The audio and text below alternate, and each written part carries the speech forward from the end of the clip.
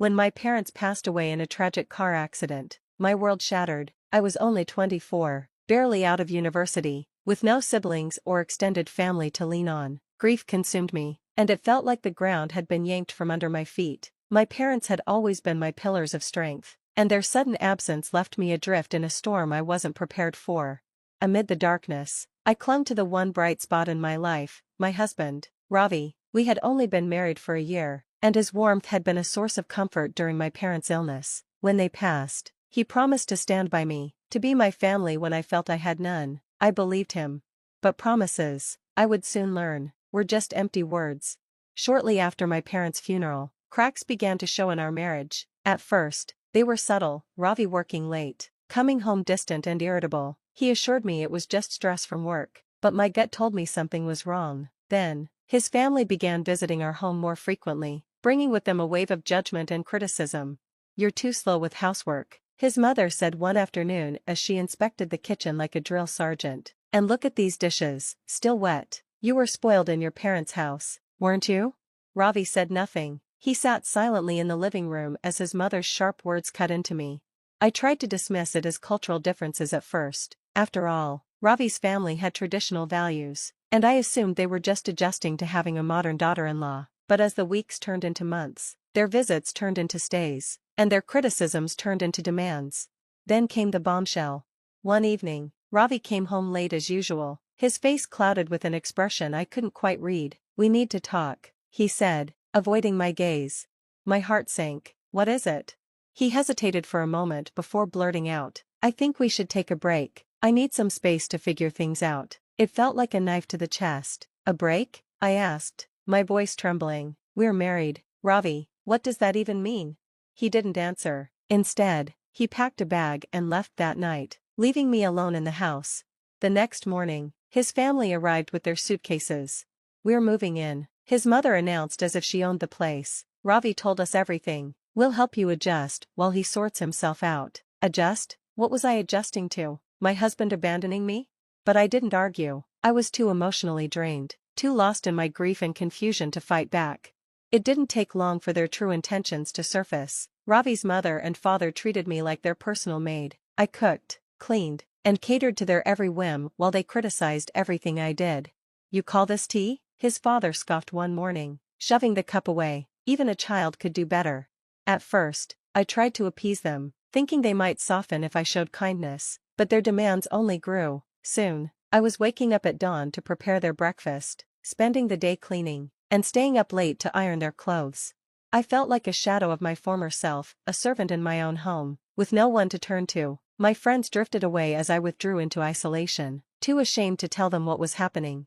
And Ravi? He stopped answering my calls altogether. One day, while I was scrubbing the kitchen floor, Ravi's mother loomed over me with a smirk. "You should be grateful we're here," she said. "Without us, you'd have nothing." Her words echoed in my mind long after she walked away. Nothing, was that what my life had become? Still, I held on to a sliver of hope that Ravi would return and things would go back to the way they were. But deep down, I knew the truth. The man I had married was gone, and the family I had married into saw me as nothing more than a burden.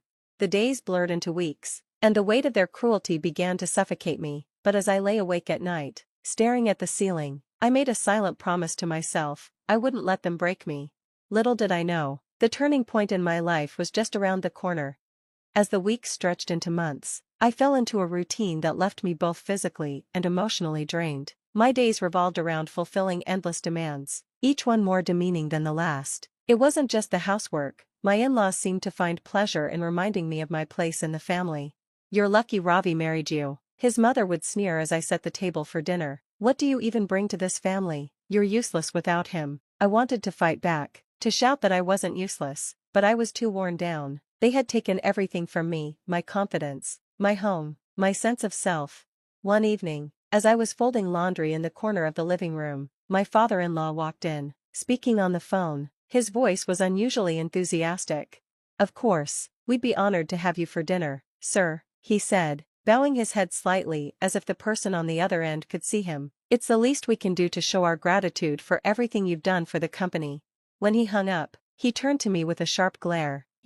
Dinner needs to be perfect tomorrow night. My boss is coming over, and if you embarrass me, You'll regret it. I nodded silently, suppressing the urge to snap back. The next day was a whirlwind of preparations. I was up before dawn, scrubbing every corner of the house, shopping for the finest ingredients, and cooking a feast fit for royalty. My hands ached, my back screamed in protest. But I didn't stop, not because I cared about impressing my father-in-law's boss, but because I needed to prove to myself that I was capable of more than they believed. By the time the doorbell rang that evening, I was exhausted but proud of the spread I had prepared. My in-laws had dressed up as though they were hosting a state dinner, and I was instructed to stay in the kitchen, out of sight. Just bring the food out when we call for it, my mother-in-law hissed, shooing me away.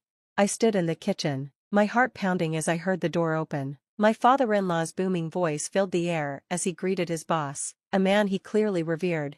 "Welcome, sir, please, come in, it's an honor to have you here." Curiosity got the better of me, and I peeked through the doorway. The man standing in the foyer was tall, with a commanding presence that made the room seem smaller. His suit was impeccable, and his expression was one of quiet confidence, but as his eyes scanned the room, they landed on me, and froze. For a moment, I thought I had imagined it. But then he spoke, his voice tinged with disbelief. "Sana, is that you?" My breath caught in my throat. How did he know my name? Before I could respond, my father-in-law stepped in, laughing nervously. "Oh, don't mind her, sir, she's just the help." The man's eyes narrowed, and he turned to face my father-in-law with an intensity that made the room fall silent. "The help?" he repeated, his tone icy. "Do you have any idea who she is?" I felt the blood drain from my face. Who I was? What was he talking about? My father-in-law stammered, clearly caught off guard. I don't understand, sir, she's my daughter-in-law." "But," the man cut him off, his gaze never leaving mine. "Sana, it's me, don't you recognize me?" I stared at him, my mind racing. There was something familiar about him, but I couldn't place it. Then, like a floodgate opening, the memories came rushing back. "Mr. Sharma," I whispered, my voice barely audible. He smiled, a warmth in his eyes that I hadn't seen in years. "Yes, your father and I worked together for years. He was my closest friend." The room seemed to spin as the weight of his words sank in. This man, this powerful, imposing figure, was my late father's best friend. And now, he was my father-in-law's boss. The silence in the room was suffocating. My in-laws exchanged nervous glances, clearly caught off guard by the revelation. I, too, was struggling to process what Mr. Sharma had just said. My father's best friend? Why had my father never mentioned him? And if he was so close to my family, why had he disappeared from our lives? Before I could ask, Mr. Sharma turned to my father-in-law, his expression cold and unforgiving. "You've been treating her like a servant?" he asked, his voice low but seething with anger.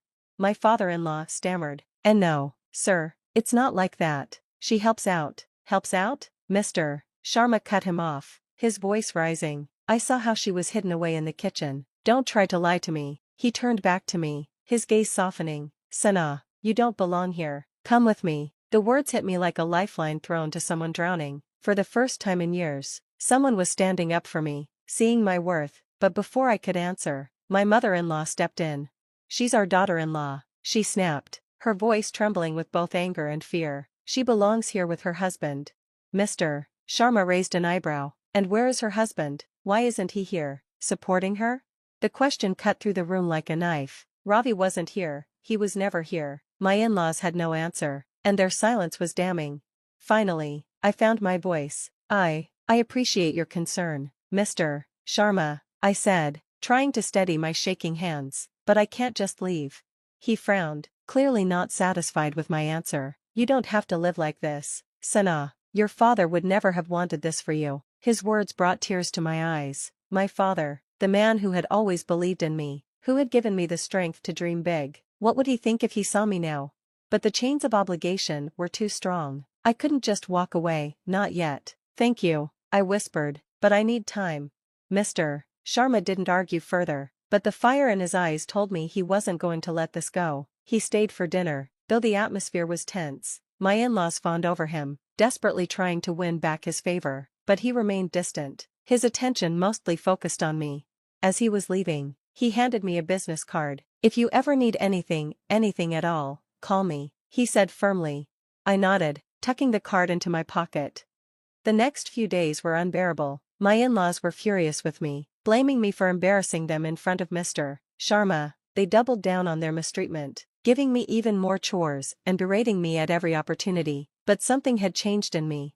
Mr. Sharma's words lingered in my mind, igniting a spark of hope I hadn't felt in years. I began to dream of a life beyond this house, beyond this toxic environment.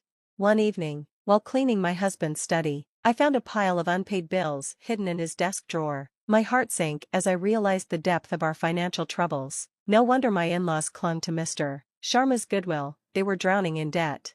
That night, as I lay awake, I made a decision. I wasn't going to let this be my life. I didn't know how, but I was going to find a way out. The opportunity came sooner than I expected. The morning sunlight streamed through the windows, but the tension in the house was palpable. The night before, I had overheard my father-in-law on the phone with Mr. Sharma. He was desperate, pleading for some sort of favor. "He's our last hope," I heard him mutter to my mother-in-law afterward. "If he pulls out his investments, we'll lose everything." They were right to worry. Ravi had racked up enormous debts, much of it from failed business ventures he'd kept hidden. And now, Mr. Sharma, perhaps the only person who could save them, was squarely on my side. That realization gave me strength. I wasn't just some helpless woman trapped in their web of control. I had a voice, and for the first time in years, I was ready to use it. The next day, Mr. Sharma called me directly. "I've thought about what you said, Sana," he began. "I won't pressure you to leave your in-laws, but I want you to come work for me. You're brilliant and capable, don't let them convince you otherwise." His words filled me with a sense of purpose I hadn't felt in years, but the idea of working outside the house terrified me. My in-laws had always discouraged me, telling me I wasn't smart enough or educated enough. "I don't know," I murmured. "You don't have to decide now," he said gently, "but remember, this is your life. You deserve to live it on your own terms." That evening, I finally confronted my in-laws. I walked into the living room, clutching the business card Mr. Sharma had given me. My hands were shaking, but my voice was firm. "I've decided to take Mr. Sharma's offer," I announced. My mother-in-law's face turned red with fury. "You will do no such thing," she spat. "What will people say if our daughter-in-law goes to work like some common woman?" I met her gaze, unflinching. What people think doesn't matter to me anymore. My father-in-law tried a different tactic, his tone manipulative. "Sana, think about the family. If you leave, how will we manage? We're on the verge of losing everything. Maybe you should have thought about that before treating me like a servant." I shot back, my voice rising. Their protests continued, but I didn't back down. For the first time in years, I felt a surge of confidence. I wasn't going to let their fear and control dictate my life any longer. The next morning, I packed my things. My in-laws hurled insults as I walked out the door, but I didn't care. For the first time since my parents' death, I felt free.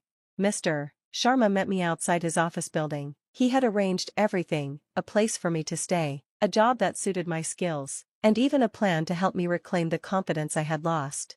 "You're going to do great things, Sana," he said, smiling warmly.